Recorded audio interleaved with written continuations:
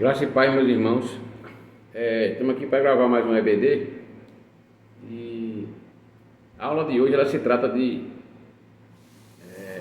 livro O que é uma Igreja Saudável, de Mark David. A gente vem acompanhando, né?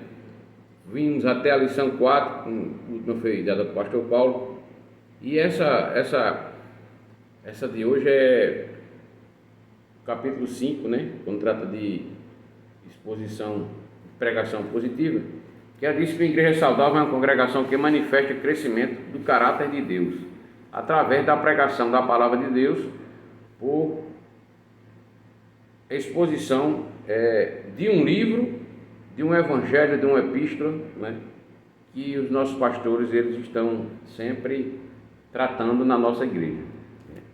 O que fundamenta e o que significa uma pregação expositiva? Significa que tanto os pastores como os membros da igreja têm de se comprometer com a pregação expositiva. Essa pregação expositiva é o tipo de pregação que tem termos bem simples. Ela expõe a palavra de Deus.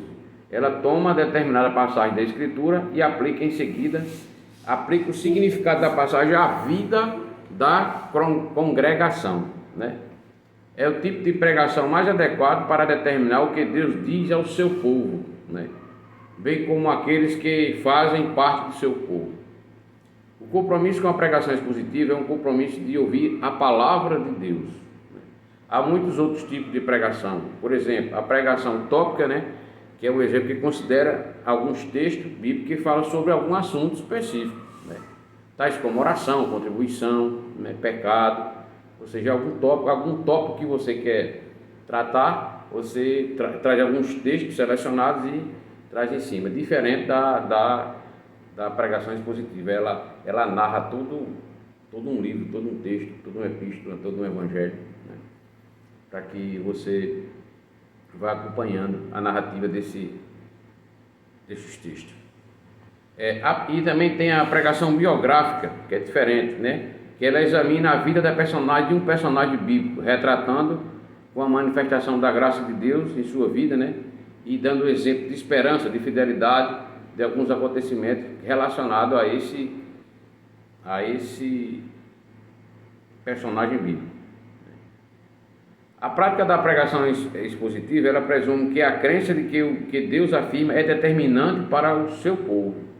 Presume que esse povo deve e precisa ouvir as Escrituras, para que as igrejas não fiquem destituídas daquilo que Deus usa para moldar conforme a sua imagem. Pressupõe que Deus tenciona que a igreja aprenda tanto do Antigo como do Novo Testamento. É interessante você aprender tanto do Antigo como do Novo, os dois, porque às vezes muitos irmãos ainda dizem assim, não, o que vale hoje é o Novo Testamento. Não é, a gente sabe que não é assim, né? A Bíblia de Gênesis e Apocalipse, ela é importante como um todo.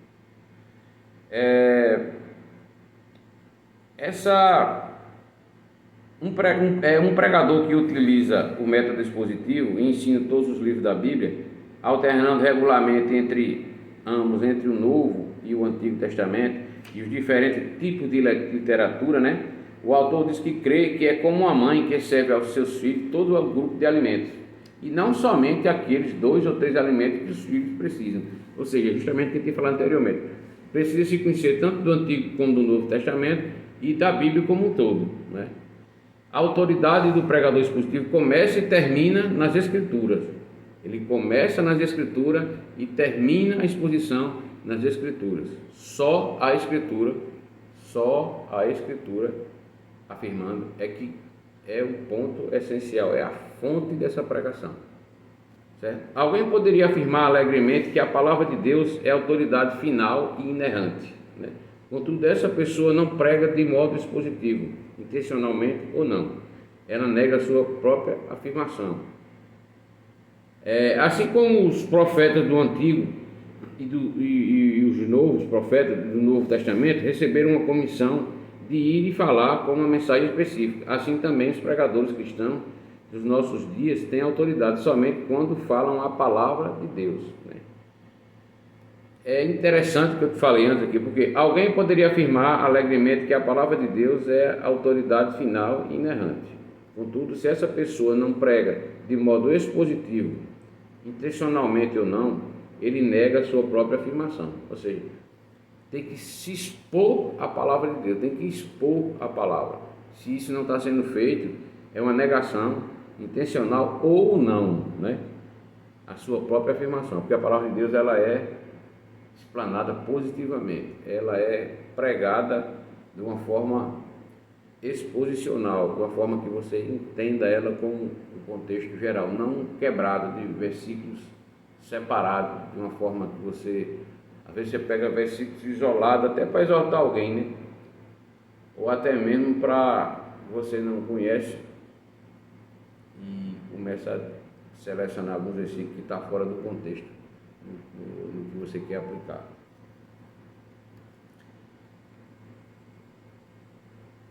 Conforme alguém já observou, a pregação expositiva se refere não à maneira de como o pregador faz as suas afirmações, e sim à maneira de como ele decide o que dizer, que determina o nosso conteúdo. As escrituras ou qualquer outra coisa, a pregação expositiva não se caracteriza por uma forma específica de estilo. Os estilos são variáveis. Em vez disso, a pregação expositiva é caracterizada por um conteúdo bíblico. Não é um estilo, é o conteúdo bíblico que se torna a pregação expositiva. Às vezes as pessoas confundem a pregação expositiva com a leitura de um versículo e uma pregação sobre assunto relacionado intimamente àquele versículo. O que eu tinha falado antes, separa algum versículo isolado e quer falar de uma coisa que não tem nada a ver com um tema tratado. Quando, porém, um pregador exorta a congregação sobre o assunto que ele mesmo escolheu, usando textos bíblicos somente para apoiar seu argumento, né, ele pregará somente o que já sabe. E a igreja aprenderá somente o que o pregador já sabe. A pregação expositiva é totalmente diferente. Ela requer mais do que isso. Ela exige atenção cuidadosa ao contexto da passagem, porque o seu alvo é tomar o principal ensino da passagem bíblica e torná-lo o principal ensino do sermão. O que é que aquela mensagem expositiva nos traz? Qual é o texto principal dali? Qual é o ensino real daquele texto que está sendo aplicado na nossa igreja, no nosso dia a dia, né? Que está sendo exposto. O ministério de um pregador tem que ser caracterizado por esta forma, prática de submissão à palavra. Mas não se engane, a igreja tem a responsabilidade também de assegurar-se de que seus pregadores sejam realmente assim. Eu vejo muito isso na nossa igreja. A nossa igreja ela é altamente expositiva. Ela prega a palavra, só a palavra. O pastor da nossa igreja não aumenta nem diminui, nem tira nem acrescenta. Que a Bíblia diz, ai daquele que tirar ou acrescentar alguma palavra. Não. Nossa igreja ela é fiel, graças a Deus por isso. Né? Logo, uma igreja nunca deve entregar a supervisão espiritual do corpo a alguém que não demonstre seu comprometimento prático de ouvir e ensinar a palavra de Deus. É claro, nossa igreja ela está em boas mãos. Né? Então, a gente tem tido ensinamentos e tem visto vida sendo transformada, tanto de membro como de pastor, através de uma exposição bíblica. A pregação expositiva correta é sempre um manancial de verdadeiro crescimento na igreja. A gente vê muito testemunho na igreja de crescimento através disso. Através dessa pregação que eu ouvi hoje, eu mudei a minha maneira de pensar, de viver, e comecei a refletir e tirar do papel aquele sermão e colocar na minha vida prática, no meu dia a dia. Isso é o fruto de uma pregação expositiva. Martinho Lutero descobriu isso e atentou diligentemente à palavra de Deus. Começou uma reforma, porque ele começou a expor e entender que aquilo transformaria, né?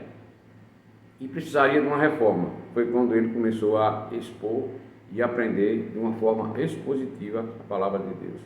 Também devemos comprometer-se no cuidado para que nossas igrejas estejam sendo reformadas pela palavra de Deus. É uma reforma. A palavra de Deus ela se renova todo dia. Todo dia você lê o mesmo texto, todo dia você aprende alguma coisa. Então, quando a gente entende isso, a gente vai ver que quando a gente lê, vai ter algumas coisas que a gente precisa ser reformado dentro do nosso contexto pessoal. para que a gente leve isso para as ruas, para onde a gente for.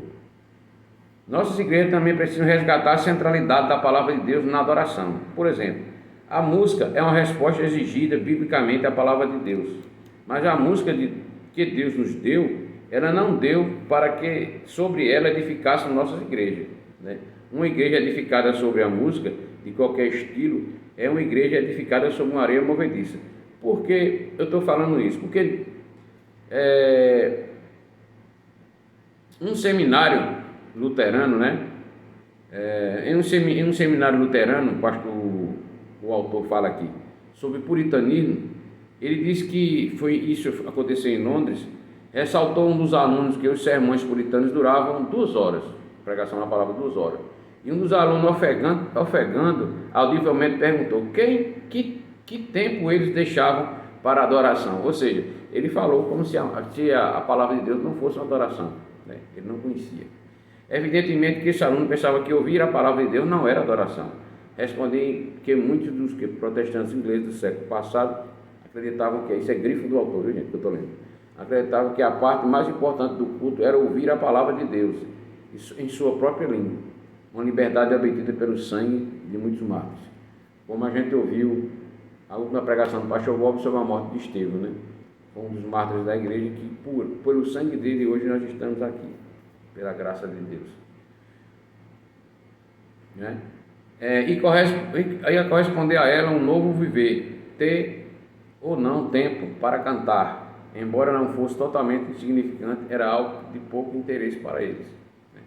Nossas igrejas também precisam resgatar essa centralidade da palavra de Deus na adoração. Adoração na hora da pregação, adoração na hora que o pastor está falando, adoração na hora que você está ouvindo o sermão, adoração na hora que Deus toca no seu coração, para que você entenda que precisa ser mudado na sua vida e na minha. Isso é o fruto de uma pregação expositiva. E para terminar, nós como cristãos devemos orar pelos nossos pastores, para que eles se comprometam a estudar mais, para que eles sejam mais fervorosos nas Escrituras, orar para que Deus dê entendimento a eles da palavra de Deus e para a gente, né? Para a sua própria vida e para a nossa vida, e aplicar essas palavras, como diz aqui em Efésios 6, 19 e 20, diz assim: orem também por mim, para que no abrir da minha boca me seja dada a palavra, para com ousadia tornar conhecido o mistério do Evangelho, pelo qual sou embaixador em cadeias, para que em Cristo eu seja ousado para falar como me cumpre a fazer. Esse é o apóstolo Paulo falando, né? Ou seja, vou para um livro também de Lucas, que tem outro texto, que ele fala, Lucas 24, 27, né? Que diz assim: como os discípulos vinham no caminho de Emaús, ele fala, vou um pouquinho para voltar, 24, 27, mas vou ler o 26 também, anterior. Não é verdade que o Cristo tinha de sofrer e entrar na sua glória? A pergunta, né? A resposta diz: e começando por Moisés e todos os profetas, explicou-lhe o que constava a respeito dele em todas as Escrituras.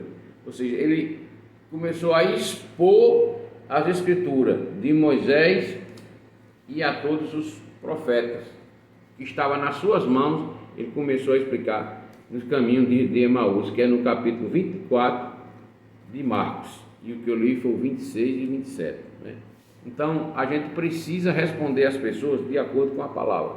É fundamental pregar a palavra, é fundamental que a palavra seja um elemento fundamental no pastorado da nossa igreja, que realmente é. Então, as palavras de encorajamento têm que ser ditas por nossos pastores, por nossos evangelistas, por nossos seminaristas, por nossos membros, por nossos irmãos, para um crescimento da igreja saudável, para que a gente tenha cada dia mais testemunhos de pessoas que nos conhecem e dizem: ali realmente é um cristão, ali realmente, como eu falei anteriormente na palavra que eu preguei na igreja, as pessoas, quando vê o crente da firme promessa, dizer, realmente aquela igreja é diferente. Meus irmãos, um bom dia para todos, que Deus continue nos abençoando e nos dando graça todos os dias. Vamos orar. Senhor Deus, nosso Pai, obrigado pela Tua palavra, obrigado pelos estudos e ensinos que tem dado à nossa igreja, para que com eles a gente consiga caminhar cada dia mais parecido contigo. Pois é em nome de Jesus Cristo que eu oro e te agradeço nesse momento. Amém. Bom dia com Jesus.